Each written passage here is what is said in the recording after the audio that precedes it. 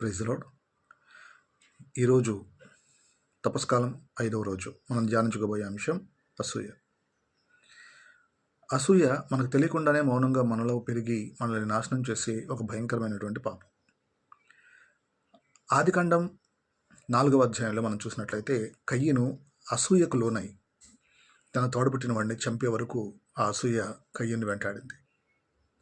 ఈ అసూయ అనగా మన జీవితంలో మనకంటే ఎదుటివారు ఎవరైనా ఎదుగుతున్నారు, బాగుపడుతున్నారు, లేక ఎదుటివారికి ఎక్కువ ప్రశంసలు లభిస్తున్నాయి అన్నప్పుడు మనం వారిని చూసి ఓర్వలేనితనం ఎప్పుడైతే చెందుతామో, ఎదుటివారిని చూసి ఎప్పుడైతే మనం ఏడుస్తూ మొదలు పెడతామో దాన్నే అసూయ అంటాం. 1 సమూయేలు 18వ అధ్యాయంలో కూడా సౌలు దావీదుని చూసి ఎంతగానో అసూయ చెందాడు.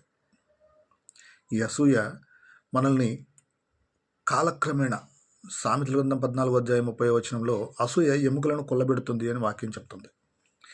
ఈ అసూయ ఎప్పుడైతే మనం కలిగి ఉంటామో అది మన జీవితాన్ని సర్వనాశనం చేస్తుంది. ఎదుటివారు బాగుపడుతున్నప్పుడు దానిని మనం వారిని ఇంకా అభినందించటం నేర్చుకోవాలి, ప్రోత్సహించటం నేర్చుకోవాలి. ఎందుకంటే నాకే కావాలి, నేనే ఎదగాలి అనే ఆలోచన ఎప్పుడైతే మనం విడిచిపెట్టగలుగుతామో, ప్రతి ఒక్కరిని మనలా మనం ప్రేమించగలుగుతామో అప్పుడు ఈ అసూయను మనం జయించగలం. ఈ తపస్కాలంలో అయినా ఈ అసూయను జయించి దేవునికి నిజమైన బిడ్డలుగా మారుదాం. Praise the lord.